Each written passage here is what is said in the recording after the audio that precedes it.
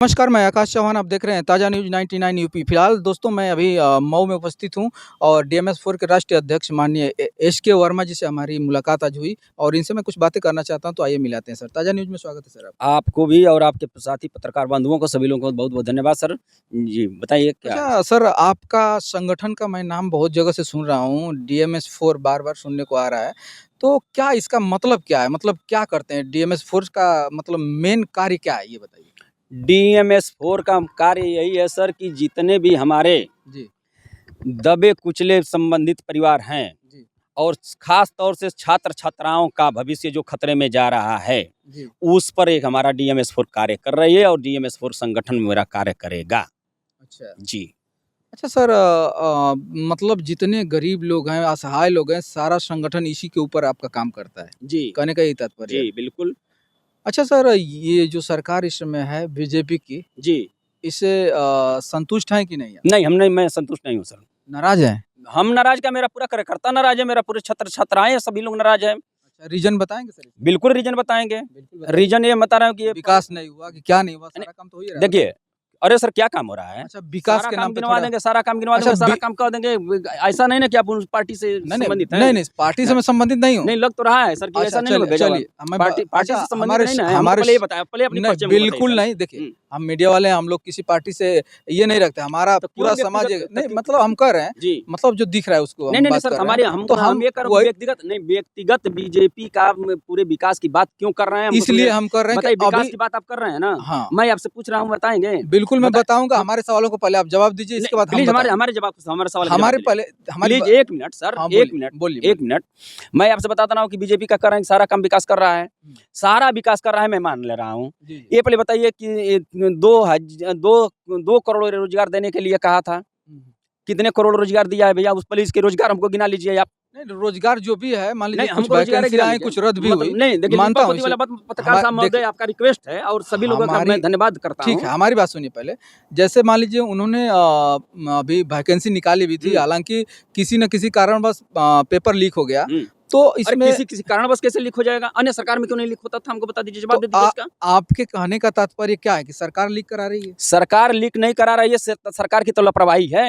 ये भी तो बता सकते हैं आप पत्रकार महोदय जी। जी। सरकार की लापरवाही तो है। ये हमको बताइए, आपके घर के बच्चे यदि हुँ, पेपर देने जाएँगे कहीं यहाँ से अगर मान चलिए आजमगढ़, फर्रुखाबाद, कहीं भी अगर पेपर देने जाएँ तो बताइए उस बच्चे को भाड़ा देंगे कि नहीं देंगे?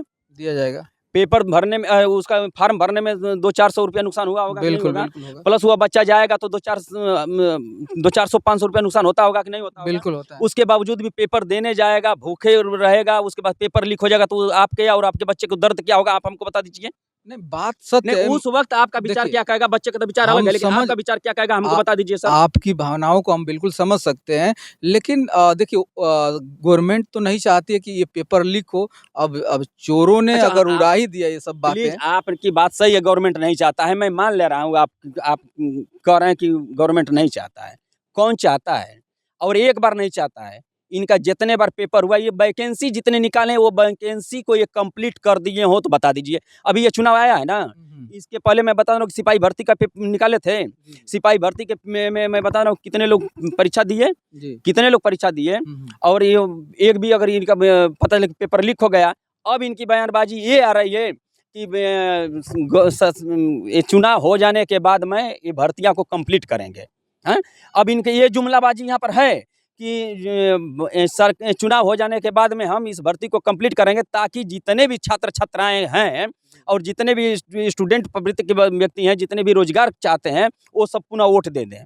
इनका रीज़न यही है कि पुनः मतलब फिर हम वोट ले लें। आप बता दीजिए वो जिनके जितने भी वैकेंसियाँ रद्द हुई है, उसके माँ-बाप का कलेजा क्या कहता होगा? वो कैसे-कैसे पैसा दिए होंगे, ये गए होंगे परीक्षा देने के लिए कि मेरा लड़का गया है परीक्षा देने के लिए, वो कितने महीने से वो तैयारी कर रहा होगा, आप हमको बता दीजिए। कितने कोचिंग में वो अपना पैसा बर्बाद किया होगा, आप हमको बता दीजिए। जवाब दीजिए पत्रकार महोदय, मैं आपसे जवाब पूछ रहा हूँ। नहीं, सही है आपकी बातें मैं समझ सकता जी। हूँ कि हाँ, दिक्कत हुई है हालाँकि स्टूडेंट वगैरह और काफ़ी एक मेहनत नहीं सर, हाँ, एक दिक्कत होता तो होता। इनकी कोई भी वैकेंसी हमको बता दीजिए 10 साल में, ये 10 साल की सरकार में कौन-सी वैकेंसियाँ ये कंप्लीट किए हैं, हमको बता दीजिए। जवाब दे दीजिए, एक रोज़गार की बात करता है। ये सरकार रोज़गार की बात करता है, लेकिन ये रोज़गार हमको बता दीजिए। 15 लाख देते-देते आ गए अब रोज़गार पे। अब रोज़गार नहीं दिया, रोज़गार नहीं दे करके 5 किलो राशन पर ये खरीद रहा है। राशन के लिए क्या कहना चाहेंगे? राशन के लिए तो मैं ये कहूँगा कि राशन दे करके समझ लीजिए कि मैं बता दे रहा हूँ कि राशन के लिए जो रोजगार लेने वाले बच्चे हैं वो नहीं समझ रहे हैं कि 5 किलो पर हमारा गुजर चल जाएगा। 5 किलो राशन से आप कितने दिन खाएंगे, आप हमको मान बता लीजिए दीजिए। जो गरीब है, बिल्कुल असहाय, जिसे खेती-बाड़ी नहीं है, तो कुछ तो रोजी-रोटी उसका चल रहा है उससे? साहब उसको उसके घर में इतना आप हमदर्दी हैं तो 5 किलो राशन न दे करके उसके घर में एक रोजगार तो दे दीजिए ना, उसको राशन खत्म कर दीजिए। उसके घर में एक रोजगार दे दीजिए, अपने वो एक रोजगार से मैं बताऊँ 10 परिवार का वो जीविका चला लेगा। अच्छा, अच्छा। बिल्कुल क्यों नहीं चला लेगा? अगर जिसके घर में 30,000 35,000 रुपया महीने का अगर एक रोजगार आ जाए, तो बताइए अपने बच्चे को रोजगार नहीं चला लेगा? खर्च नहीं चला लेगा? बता दीजिए आप हमको। चलिए, और एक हैं? बात और मैं जानना चाह रहा हूँ कि अभी आप चुनावी जब ये रणनीति चालू हो गया है, जी, तो अभी 15 लाख की बातें उठ रही हैं। देखिए तो पंद उससे पे आपका क्या विचार है? ये देखिए ये ज़िंदगी भर मैं बता रहा हूँ कि 15 लाख रुपया की बात है, 100 दिन का मौका माँगा था व्यक्ति, जी। और ये कहता है कि मैं चौकीदार हूँ, मैं फ़कीर हूँ, झोला लेकर के चल देंगे, बयान है इनकी। हुँ, हुँ, हुँ। आप भी रिकॉर्ड खोजेंगे तो मिलेगा। जी। ये जनता जानते हैं, अगर जनता को मैं सूचित करता हूँ, ख़ास कर के छात्र-छात्राओं के माता-पिताओं को मैं सतर्क कर रहा हूँ कि ये चौकीदार चुने हैं, अगर भारत के इस देश के मालिक अगर चुनते, तो मालिक की तरह काम करता। चौकीदार चुना है, चौकीदार बिल्कुल वो भी चौकीदार चोर निकल गया और यह चोरी कर रहा है। मतलब चौकीदार चोर कह रहे हैं आप, कहने चौकीदार का तात्पर्य। चोर, स्पष्ट मैं कहूँगा, ये हम नहीं, हम तो कहेंगे ही, मेरा पूरा संगठन चोर कहेगा। अच्छा, जैसे आपका संगठन है, मान लीजिए आने वाले समय में अगर किसी पार्टी में तब्दील हो जाती है, हुँ, तो जितना आप बातें कह रहे हैं हुँ, कि ये कर रहे हैं, वो कर रहे हैं, हुँ। तो क्या लगता है ये सब पॉजिटिविटी में आपकी पार्टी बदल सकती है क्या इस चीज़ को? आने वाला भविष्य के लिए भई ऐसी चीज़ कोई बयान नहीं है, अगर बदल भी रही है, हुँ, तो मैं किसी भी मैं बता रहा हूँ कि जनता से, हुँ। माता-पिता से, जी, भाई-बहनों से, जी, छात्र-छात्राओं से, जी। सभी लोगों से मैं यह जुमलाबाज़ी तो नहीं कर सकता हूँ, जो अगर कह दूँगा तो मैं करूँगा, चाहे उसके लिए मैं बिक जाऊँ तो क्या करें। ये तो सारे नेता बोलते हैं कि ये सत्ता में आने के बाद ये कर दूँगा, वो कर दूँगा, लेकिन सत्ता आ जाने के बाद वो सब गायब हो जाते हैं। तो नहीं कहना चाहिए ना, मतलब आज तक का रिकॉर्ड है। झूठा बयान आप बताइए जुमलाबाज़ी नहीं करना आप चाहिए। बताइए कि जितने नेता आज तक हुए, अच्छा, सारे लोग ऐसे बोल के क्या आए, सर, लेकिन कौन-सा खरा उतरा हमको बता दीजिए? माननीय कल्पनाथ राय जी भी उतरे थे, उसने कहे थे कि मऊ को मैं लखनऊ बना दूँगा। हुँ, आज तक ले मऊ का जो विकास कर दिए, उसका उनकी विकास किए हुए चीज़ पर कलर चढ़ा दिया हो यहाँ का कोई एमपी एमएलए, और आकर कह दे, मैं सीना ठोक कर कह रहा हूँ कि सिर्फ कोई हाँ, कोई हमारे सामने यहाँ का एमपी एमएलए नज़र मिलाकर बात नहीं कर सकता है। हम सिर्फ मऊ की बात नहीं कर रहे सर, यूपी की बात कर रहे हैं, भारत की बात कर रहे हैं। भारत को समृद्ध कैसे ये बनेगा, ये मेरे पूछने का तात्पर्य भारत था। की समृद्धि देखिए, जब उस स्टेट लेवल पर जब लोग पहुँचेंगे ना, जी, तो सभी लोग बनाने का एक तजुर्बा खोज लेते हैं, ना कि हम आप हमको चौकीदारी करने के लिए कर दीजिए और मैं चोरी करूँ।